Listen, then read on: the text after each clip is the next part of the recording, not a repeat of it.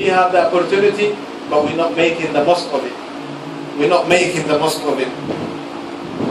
So Allah subhanahu wa ta'ala in another verse he says, وَسَارِعُوا إِلَى مَغْفِرَةٍ مِّن رَبِّكُمْ وَجَنَّةٍ عَرْضُهَا كَعَرْضِ السَّمَاءِ وَالْأَرْضِ أُعِدَّتْ لِلْمُتَّقِينَ. سارعوا, hasten, compete one another. What, for dunya? More money? More cars? More gadgets? No. إِلَى مَغْفِرَةٍ, forgiveness from your Lord. مَغْفِرَةٍ مِّن رَبِّكُمْ وَجَنَّةٍ, and Jannah. عَرْضُهَا كَعَرْضِ السَّمَاءِ وَالْأَرْضِ. The width of the Jannah is the width of the Sama and Ard, the heaven and the earth. Subhanallah, so massive. Allah says, أُعِدَّتْ لِلْمُتَّقِينَ. That Jannah has been prepared for the people of Taqwah. Special Jannah. People of Taqwah. Special treatment in this dunya and hereafter. Special treatment. أُعِدَّتْ لِلْمُتَّقِينَ الذين ينفقون في السراء والضراء والكاظمين الغيظ والعافين عن الناس والله يحب المحسنين. Who are these? Who are people of taqwa? They are the people who establish the deen of Allah subhanahu wa ta'ala. On top of that, Allah has talked about them. He says, الذين ينفقون. They spend in the cause of Allah subhanahu wa ta'ala. What do they spend? Money? Allah did not say about money. He didn't talk about money here. They spend everything they gave. Everything in their life. They spend their money, they spend their wealth, they spend their families, they spend everything in the cause of Allah subhanahu wa ta'ala and for the pleasure of Allah subhanahu wa ta'ala. They just want to please Allah subhanahu wa ta'ala with whatever it takes. They will give everything for Allah subhanahu wa ta'ala. ينفقون في السراء, only in good times? No. Also in bad times, difficult times. والضراء, and when there is war, when there is fear, when there is less of income, subhanallah, these people will never stop spending in the cause of Allah subhanahu wa ta'ala. They always show up. In the wrong, difficult time they show up. They help. They stand by the Muslims. They do everything for the Muslims. They help the deen of Allah subhanahu wa ta'ala. May Allah make us one of those people. They have another quality. وَالْكَاذِمِينَ الْغَيْظِ. They're the people who control their anger. Yeah. Their anger does not control them. Rather, they control their anger. وَالْكَاذِمِينَ الْغَيْظِ. Would they just keep it in their hearts and having hate for the people after that? No. وَالْعَافِينَ عَنِ النَّاسِ. They also forgive. They forgive.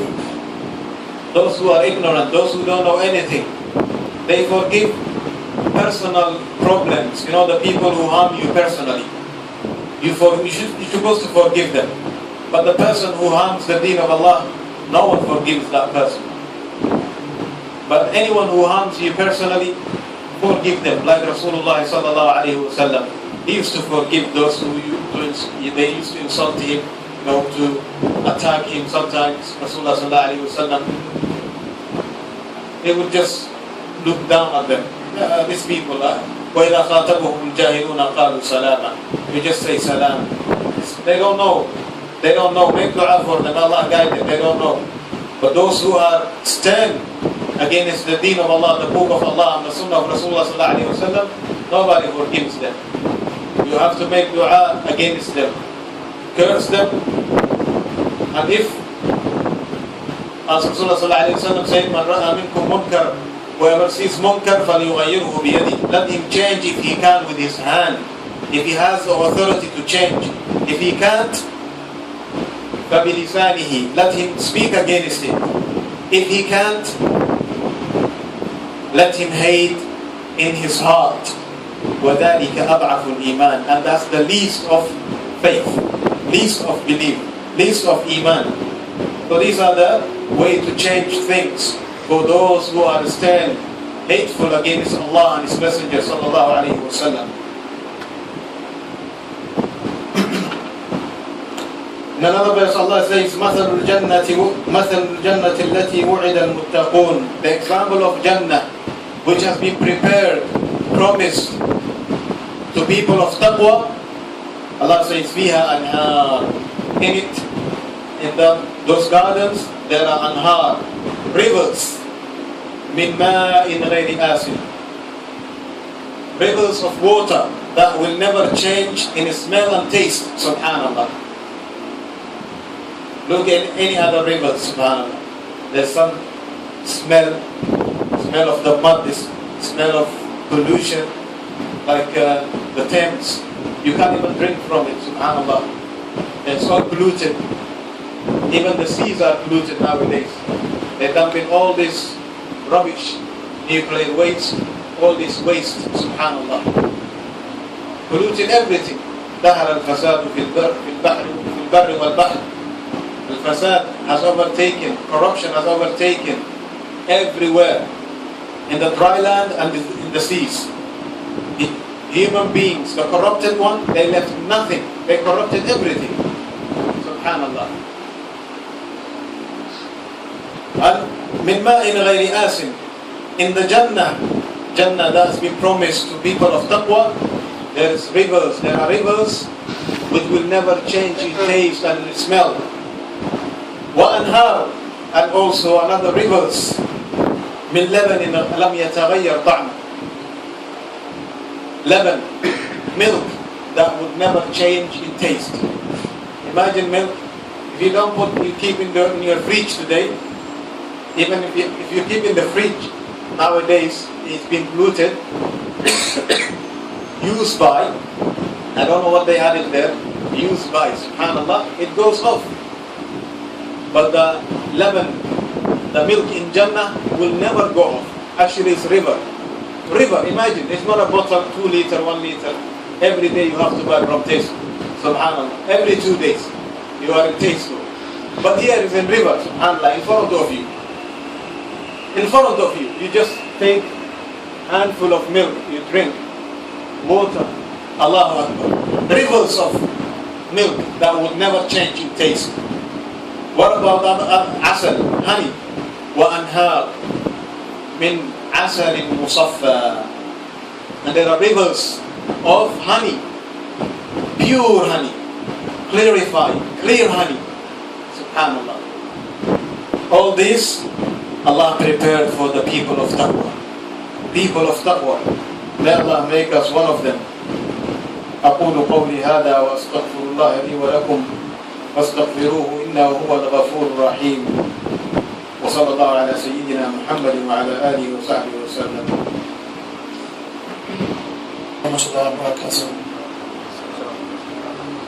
First of all, say thank you to Rashid who gave us word advice from Almighty Allah. May Almighty Allah increase your knowledge, inshallah. Yeah, my question is, the fasting for Monday and Thursday, that may be confusing. Like, in Ramadan fasting, you have to eat 7 yes, but in Monday and Thursday as well, the fasting, do you have to eat that as well? Or after you've eaten at the night, it's going to be the next day as well, before you put anything? So that's my question. So are you saying after having iftar, you have to eat? Like, Monday and Ramadan, like Ramadan, in the midnight you have to eat. Or about Monday and Thursday, normal day, Oh yeah. you have to eat as well. Okay, inshallah. Yes, mashallah, sahur is the sunnah of Rasulullah sallallahu alayhi wa sallam. And yes, it is best if you eat, to wake up and eat. And Allah subhanahu wa ta'ala mentioned the time of sahur, where He talked about, again, people of taqwa. Allah subhanahu wa ta'ala says, كانوا قليلا من الليل ما يهجعون وبالأسحار هم يستغفرون. The people of taqwa, they used to sleep, Allah says, less at night. They would stand up in prayer. And at the time of suhoor, they do an istighfar. So it's something, mashallah, very important. When Allah mentions something in the Quran, it has its significance, so we have to stick to it, inshallah. is even you don't have to eat too much. You don't have to wake up and have biryani and all stuff. Stuff yourself. Rather, just even dates or water, even for the sake of reviving the sunnah of Rasulullah sallallahu alaihi wasallam. You will be rewarded for that. Because just what you call symbolic act. So it's best if we do it. Barakallahu. Assalamu alaikum. What should we as Muslims do about the Muslims getting held down, locked down in Guantanamo prison for like 10 years without charge or anything like that? Alhamdulillah, there are a lot of organizations in UK. There are organizations like Caged Prisoners. There are more activists, not only Muslims, non-Muslims activists also. If you could join their talks and find out what you can do. But I said, most important thing, wallahi, is your dua. Make dua.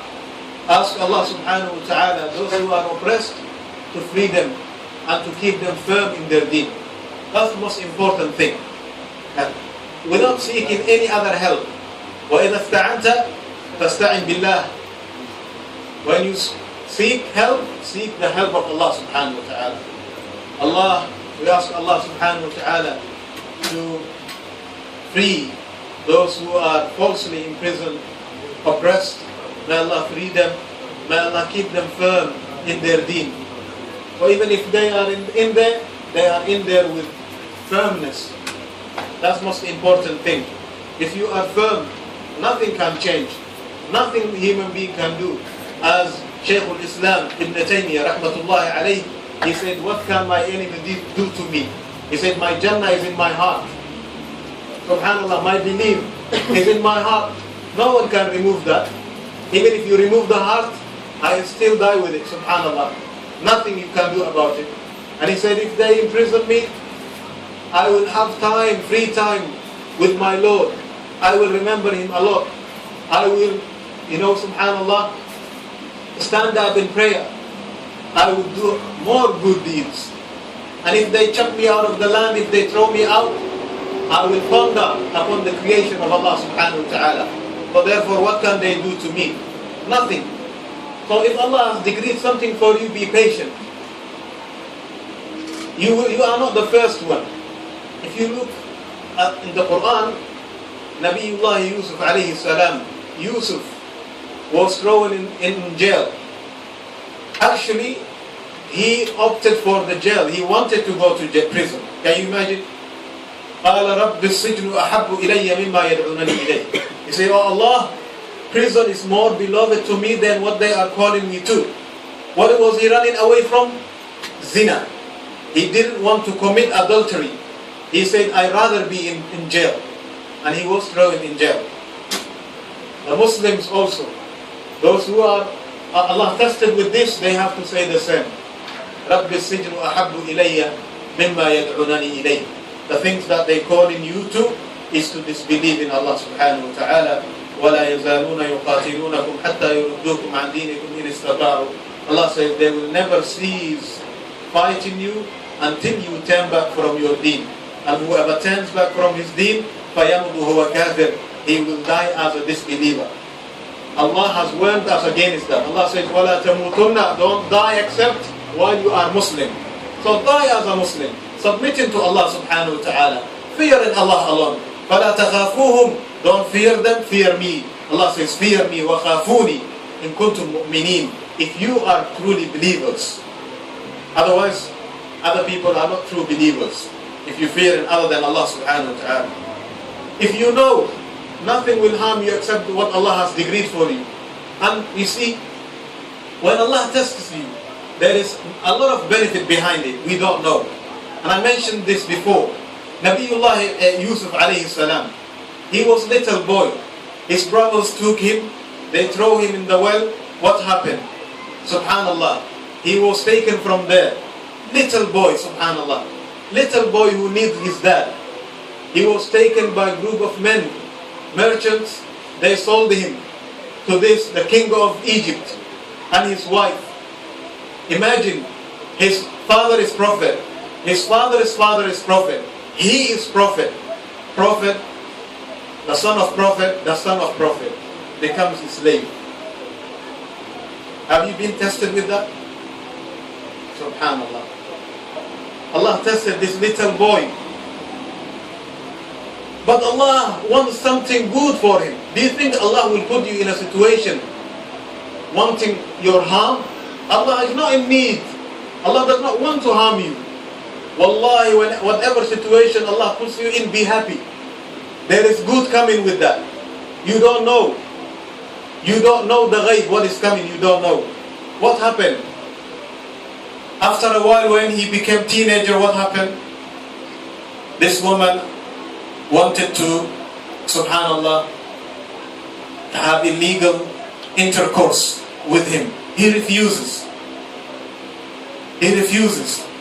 There is no right for it. There is no rights. Yeah. He's a slave. He can't say anything. They can do anything they want to him. Subhanallah. But he's putting his trust in Allah. He says, قَالَ مَعَاذَ اللَّهِ مَعَاذَ اللَّهِ. He said, I seek refuge in Allah subhanahu wa ta'ala from what you're calling me to. And then she doesn't give up until she says, you're gonna do with me or you will be in prison. You will be in prison. He says, prison is more beloved to me than what you're calling me to. He goes to prison. And after prison, what happens? After years, even in prison, he doesn't give up. He's calling to La ilaha illallah. Day one, he's making da'wah to the people of prison. You see? Because a problem is, when you are in prison, you will only be in difficult if you were someone who thought life is this life. But if you knew, وَالْآخِرَةُ خَيْرٌ وَأَبْقَى, life is out there, life is in akhirah, not here. Here is place of test. Wallahi, nothing will harm you. And you will do your day-to-day job, calling the people to Allah, La ilaha illallah. That's what he did, Yusuf alayhi salam. And after that, he was freed from prison, and he was made the ruler of Egypt. Can you imagine? From slavery to ruler of Egypt. If Allah did not test him, and he stayed home with his dad, do you think he would reach to that? Subhanallah. You don't know what Allah has hidden for you. You don't know. Just have trust in Allah. Don't look at the problem at that time.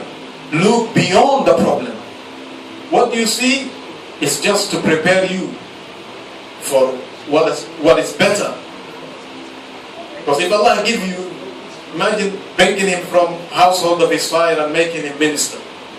He has no experience. But now he's a man who has been through a lot. He knows what is life. He knows how to face. He knows how to judge. He knows how to make decisions. He's real man. Allah, when He tests us, He wants to prepare us only. Tell me what country, any country, who does not have special forces? Any country? Every country has. What do they go through? Hard training, isn't it? And more than any other soldier.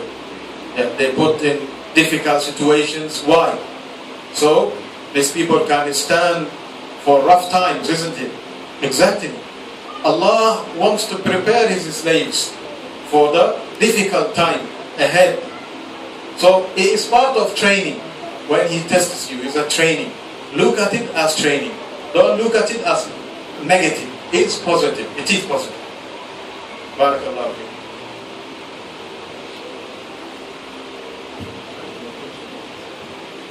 Let's finish. I think one more probably, is it? No, he's teaching him how to turn it off. No questions?